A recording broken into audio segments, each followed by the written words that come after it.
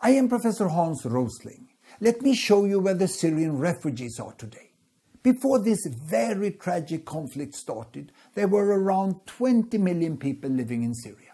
Each block here represents 1 million people. Today, more than half of that population, 12 million, have left their homes.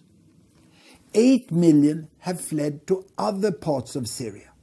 They are often referred to as internally displaced people. 4 million live as refugees in the neighboring countries. It's mainly Turkey, Lebanon, and Jordan. Now, how many has made it to the European Union? It's only 250,000. 250,000 Syrian refugees that have applied for asylum in the European Union. This is less than 2% of the total number of internal and external refugees from Syria. In Syria, the tragic conflict is intensifying. Daesh, the so-called Islamic State, recently took control of one more city, so the number of refugees will increase. The Syrian refugees are not allowed to apply for asylum in the embassies of the EU countries in this region.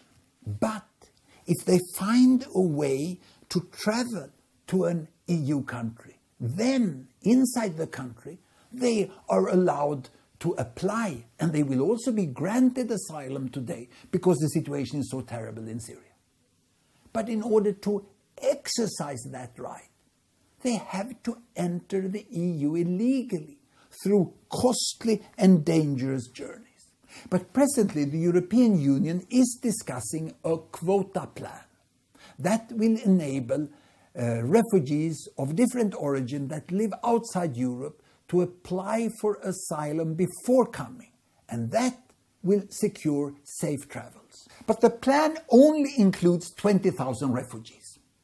So even if applied only to the Syrian refugees, it will just cover 0.2%, that is 1 in 500. So today, the European Union does everything it can to stop more than 99% of the Syrian refugees to apply for the asylum that they are legally entitled to in EU countries.